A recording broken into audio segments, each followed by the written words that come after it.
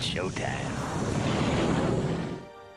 I asked last week if you were up for one more week of Beetle-gust, and everyone was on board and even wanted more weeks, which makes me very excited that you all are loving this project as much as I am. However, this will be the last week of the Beetle-gust month because I do have a few other things I need to get to. I actually have some really exciting things coming up for the captain's quarters.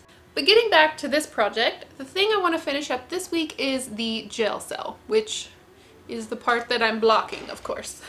I'm gonna take a picture of what I see every time. Every time. This is what's happening on the floor. How am I supposed to make videos? Yes, you win. You're in my lap. My plan for this week's video is to create the sandworm and also the environment inside of the cell. I was thinking maybe the sandworms are just like rule enforcers, because if you've seen the movie, you know at the end Beetlejuice gets eaten by a sandworm and then he ends up in the waiting room. So how did he get there? But then they're also outside of the Maitland's house when the Maitlands go outside and they're not supposed to. So like, are they just like really into the rules? I don't know. So that being said, I'm thinking this cell, I want to make it look like there's like an entrance and an exit point for the worm, and possibly the worm just comes and drops someone off, aka possibly Beetlejuice, and then someone comes by every now and then and is like, oh, there's a rule breaker in here. I don't know, this is not really supported by the movie. There's no clips of inside this cell. I'm making this up, but what else do you think about when you work on one single room for an entire month? So let's get started. To start sculpting the sandworm, I'm going to use pretty much the same things I used last week to sculpt the lost soul. I'm using some DOS clay, paper clay, which is air dry, some aluminum foil, a stick to give the long part of the worm a little bit more strength, and some masking tape, which is going to keep it all together. I'm starting out by making a really long bit of foil, and it goes past the stick that I'm using for support so I can start to bend it into shape. If you're unfamiliar with the film, this is what a sandworm looks like. It actually looks a little bit more like a sand snake, I think, but that's what they're called. They have a double head, and so what I've decided to do is to sculpt it from the inside out. I'm going to start with the inner head and then move to the outer head because I think this is going to be easier to sculpt the details and easier to paint. I know that it's the second head that actually has the fin, but I want to go ahead and put it in place so I can kind of keep track of where I need to put all the features so that everything lines up. I'm using a bit of masking tape to keep that foil fin in place. I'm also going to cover the rest of it in masking tape. This gives a smoother surface to sculpt on top of. I need to make the mouth slightly open, and so I'm making a flat piece of foil, trying to get it the right size, and then I'm also going to tape that in place. Now that my armature is finished, I can go ahead and start sculpting. I'm using some tacky glue for the places where I don't feel like the clay is going to stick very well. I have some water so that I can smooth the clay down, a few sculpting tools. I'm going to be using toothpicks, or the very ends of toothpicks, as the teeth, because these are going to be stronger than if I tried to sculpt the teeth out of clay. And then I just have my easy cutter to cut the toothpicks. So I'm starting out by figuring out the size. As I said, I'm sculpting from the inside out, so the teeth and the interior of the mouth is the first thing that I am focusing on. When I first cut these, they are going to be way too long, and when I put them in place, you'll see why. This mouth ends up being really tiny. Because I'm putting it onto some aluminum foil, I'm first adding some glue, flattening out a bit of the paper clay, and then pushing it into place. And then I'm just going to wrap it a little bit around the head. I'm not covering the entire head right now because I'm only focusing on the inside of the mouth. This is where the sculpting tool comes in handy because it can get into places where my fingers cannot. Even though I end up sculpting most of this with my fingers and using the back of my fingernail to smooth the clay out. That ends up being my favorite tool. To create the gums, I'm making a long, thin piece of clay, and I'm going to wrap that around the outside of the mouth. This is going to be the clay that I end up sticking the toothpicks into to create the teeth. I'm just going to start by smoothing it out and try to get it as even as possible. Of course, this is going to be the gums of the sandworm, so I'm not too worried if it is a little bit uneven.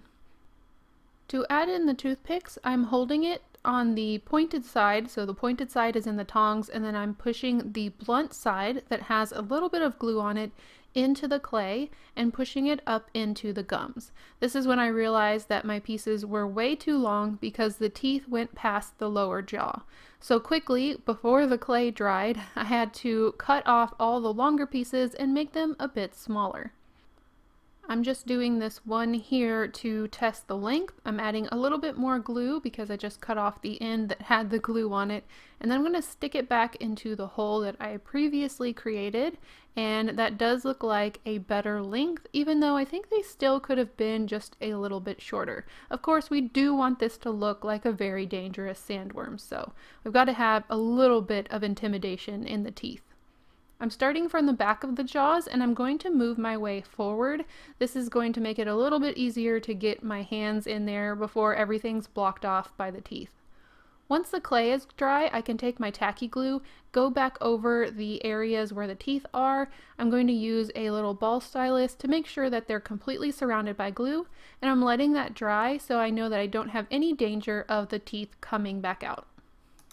Now that the jaw is completely dry, I can move on to the top of the head without feeling like I'm going to mess up my previous work. I'm just using some water and my finger to go over the edges and smooth it into the dried clay. If you work at it really well and smooth it out really well, you won't be able to see the transition from the new clay to the old clay.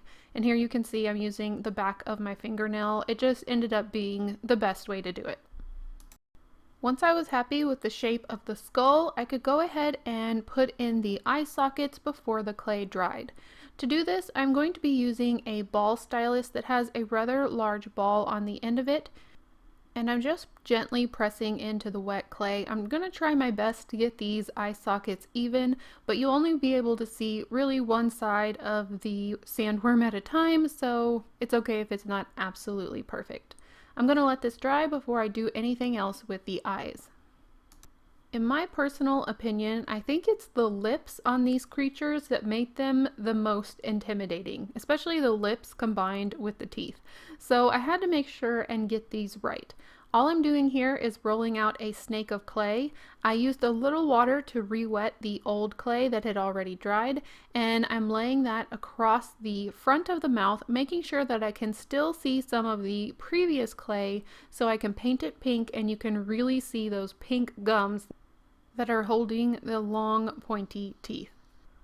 To smooth the lips into the head, I'm using the back of my fingernail and I'm just kind of pressing it up against the previously dried clay and smoothing it to the best of my ability.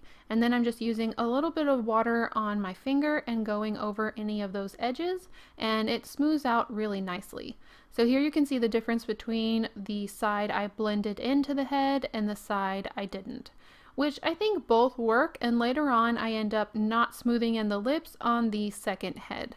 So of course I can't allow this sandworm to have perfect lips, so before it dries completely, I'm going to take my ball stylus and just put a few wrinkles here and there. I think this will also kind of help it look like it's snarling just a little bit. And now that my eye sockets are dry enough, I can go ahead and work on the eyeballs. To attach these, I'm going to put a little bit of tacky glue in the eye socket area. I'm going to take some not dry clay or some wet clay, push them in so that they spread out within the eye socket. I don't want to put too much or else the eyes will look like they're bulging, so sometimes when you do this you'll just have to adjust the amount of clay you're putting in there. I'm also making some very small snakes of clay that are going to be the upper and lower eyelid, and I'm just kind of fitting them around the eye until they look right. Once all the paper clay has dried, I'm going to go ahead and go over it with some Mod Podge. This is just to double make sure nothing is going to come off and all my connections are permanent. And I found the perfect way to let this dry was by putting it in a roll of toilet paper. After the Mod Podge layer, I'm ready to start painting. I'm going to be painting this head first, specifically the inside of the mouth first, because I'm going from inside out. because it's going to get more and more difficult to paint these as I start building more and more onto the sandworm. I'm starting with the gums, and once I'm happy with that, I can go back and add white on top of the teeth. And this is where I think it really starts looking very menacing. After that's done, I can go ahead and paint in the eyes, which are a very bright yellow, and the lips, which are going to be a teal. Now my colors are a little brighter, I think, than the film, but I can always kind of dull things down or age things later on. So starting with bright colors, I think, is going to be good. When the yellow paint is dry, I can go ahead and add the red eyeballs or the red irises on top of the yellow with a ball stylus, and I can start detail painting this white, which is the skin color of the worm. Also, once the red's dry, I can add the black dot. It also has these little red marks that go on the front of the face, and they don't really have a defined shape. It's just kind of like red paint splotches, and so I just painted them here and there.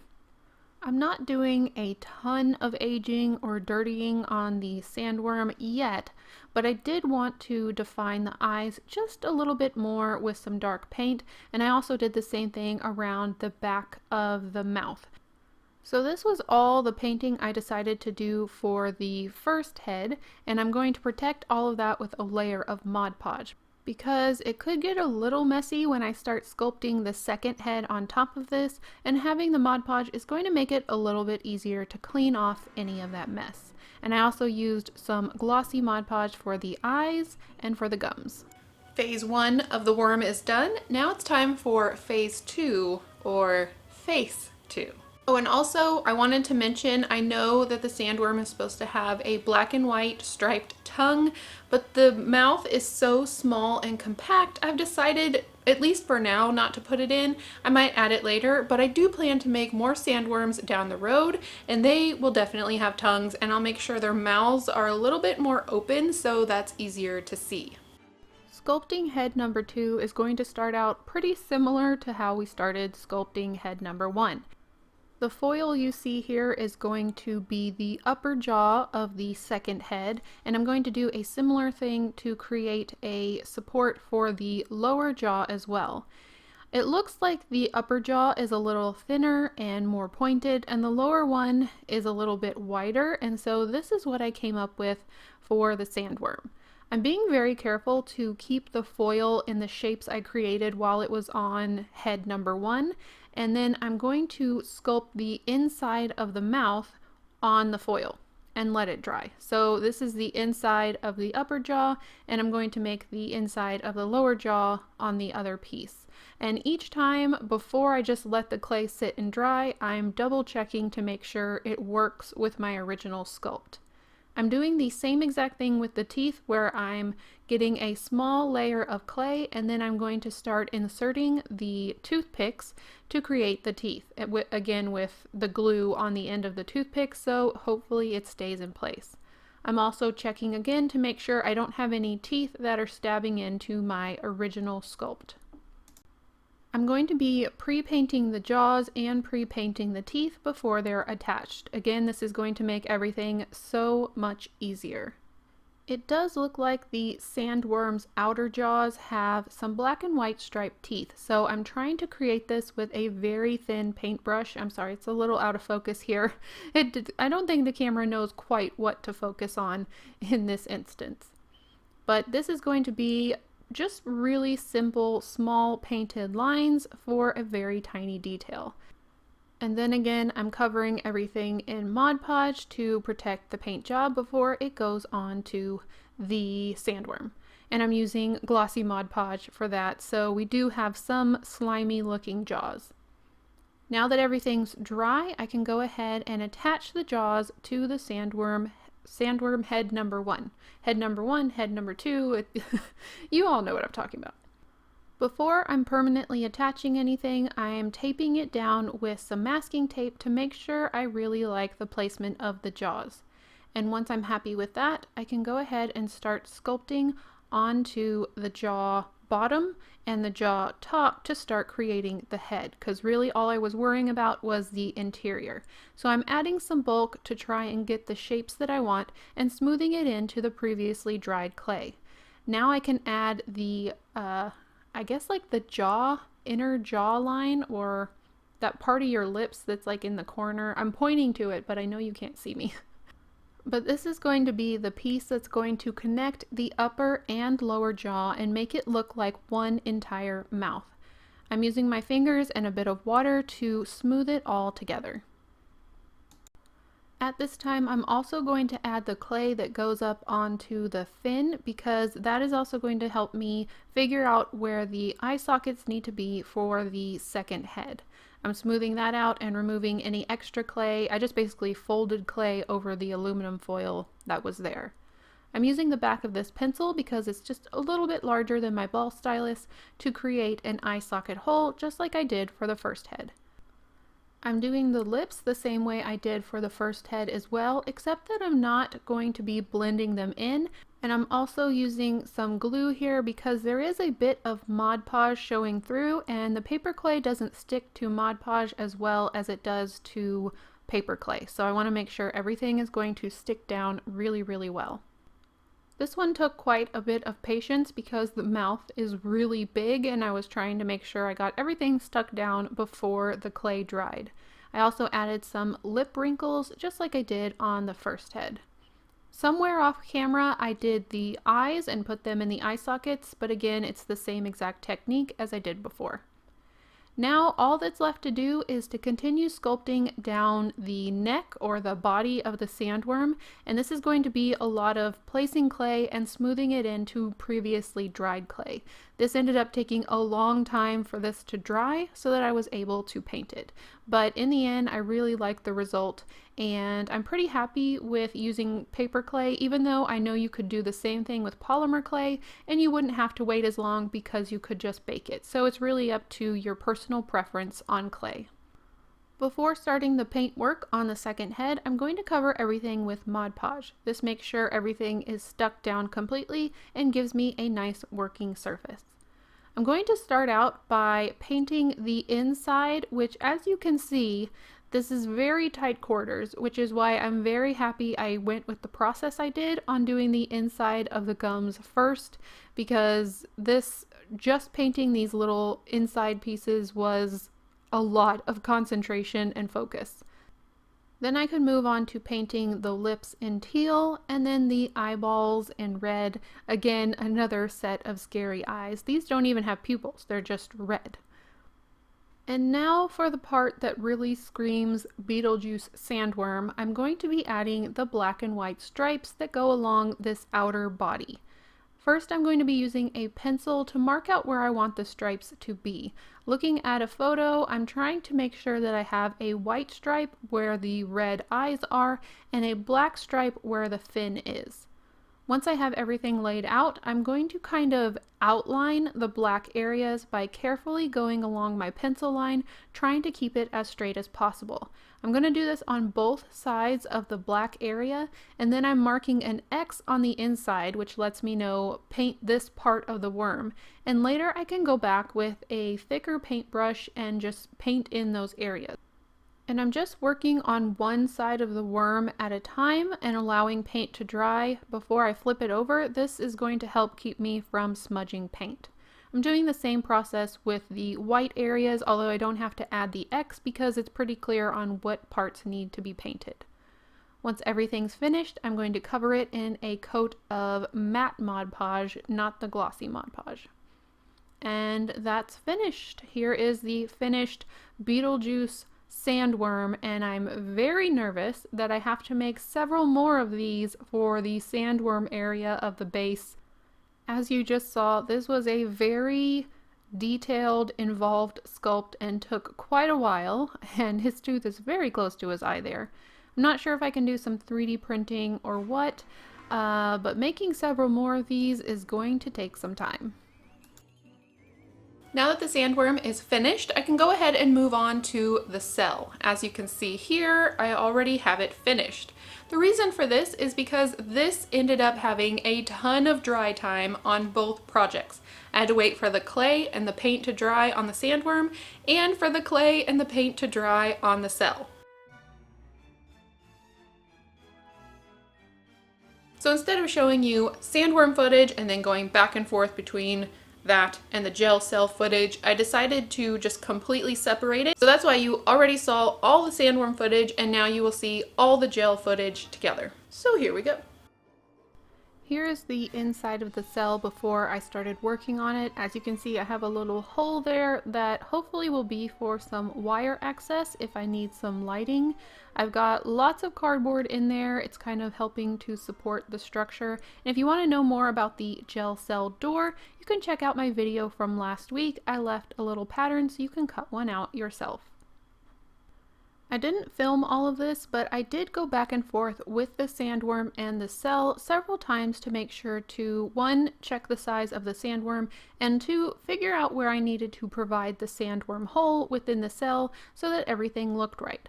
I wasn't sure if I wanted the sandworm to look out of the gel bars, but in the end I decided I wanted him to face the viewer of the project as if he just turned around. Last week I cut out these pieces that are going to be the frame for the interior of the jail cell door, and I didn't attach it because I knew this week I'd be working on the cell area. So I'm going to go ahead and glue that on. That covers up all the gaps that are between the cardboard wall and the jail cell door. Because I have scraps of cardboard in there, you can see the corrugation on the edge, so I'm using some drywall compound to cover those up. I'm also using my mixture of drywall compound and Elmer's glue. It's a 50-50 mixture. This is going to cover all of the cardboard and strengthen everything and hopefully protect it once I start the painting process. This also gives the cardboard wall and the wood wall, which is the black wall you see on the right, it gives it a similar texture so it looks like they're all made from the same material. I did 2 coats of that and let it dry. To create the hole for the sandworm to come up out of, I wanted to create kind of a hill type hole. So it's a hill with a hole in the center. To do this, I'm using some aluminum foil that I'm making into a donut shape, and then I'm making a second thinner piece that's going to go around the original hole. I'm hoping this will kind of create a ripple effect, so it makes it look like the worm is affecting the sand that's within the floor of the gel cell. I'm also using some aluminum foil in the corners. I'm hot gluing it in place, and then I'm going to start covering everything in the air dry clay. This has to be air dry clay. It can't be polymer clay because I can't put this into the oven. It's the same clay I used on the worm. I covered everything completely and let it dry, and this is going to be mounds of sand that's kind of stacked up in different areas. This next part is not completely necessary, but it may surprise you to know I've never made a sandworm gel cell, so a lot of this is just experimental. It looks like I might know what I'm doing, but I'm really just kind of making it up as I go along. Here you can see I'm using some black paint, and I'm going in the areas that I think might need a shadow to make it look like it's more pushed down into the ground. I'm adding black paint around the hole in the back and into the corners of the room. In the end, you'll see I end up covering a lot of this up, so it's not completely necessary. I'm then using a sand colored paint, and I'm going to do this while the black is still wet so it can kind of blend together. In the end, I'm not a super fan of how this looks, but once I add the sand texture on top of it, I really do start to like it. So right now it's looking a little bit like a mess, but it will kind of come together in the end. At least I think so.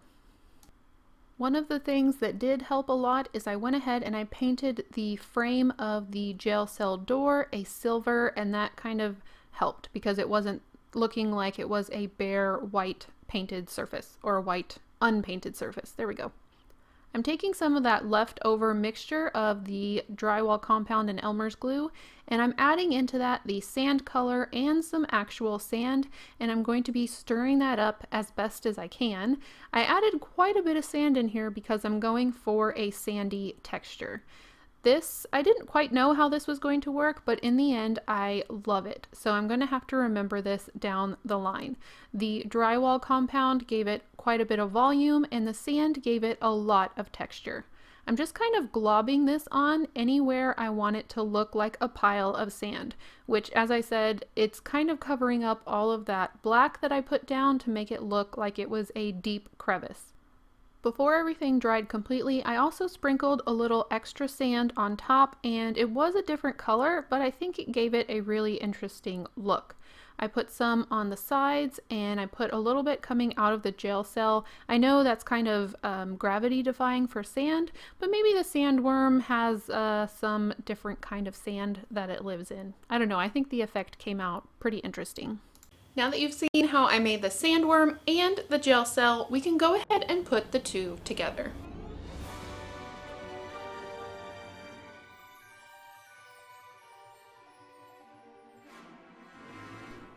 So for now, the sandworm just kind of sits in the sandworm hole. It just kind of hangs out there, but I do think in the future I want to add some kind of peg or some kind of bolt that keeps him in place. I want him to be removable for traveling purposes, but I also want him to be a little bit more sturdy than he is now. But all in all, I am so happy with how this came out. Let me know what you think in the comments down below. What do you think his name should be? Now I have just a few houses to show you from the house project, and again, if you want to participate in that, I will put a link and a timestamp below so you can check out that information. And I also wanted to let you know, if you have already sent something in but you haven't seen it in this video or the past ones, that means it probably hasn't arrived yet, because as of today I have shown all the ones that I have received. But don't worry, sometimes the post office takes a little longer than usual, so I will be showing them in the next Beetlejuice video, which I'm not quite sure when that will be. Thank you so much for taking the time to send in some items for Beetlejuice. I'm so excited to see some landscaping items. You guys have thought of so many things that I have not thought of. I was just like, oh, houses, and then y'all were like, well, what about this? And what about this? And I'm so glad that we're doing this together. So that's all I have for you. Thank you so much for joining me for Beetle-gust and even this extra week, Beetle-gust-tember. I had so much fun working on this space here, and I'm so excited to continue working in the future. But I do have a few other projects I need to get to, some other videos that I'm excited to make, and so for now I'm going to take a little break on Beetlejuice and focus on those. But there will be more, I promise. I hope you all have an amazing week, and I will see you in the next one. Bye! So you know how they call snakes danger noodles? I don't know if you've ever seen that. I feel like this would be called a danger candy cane.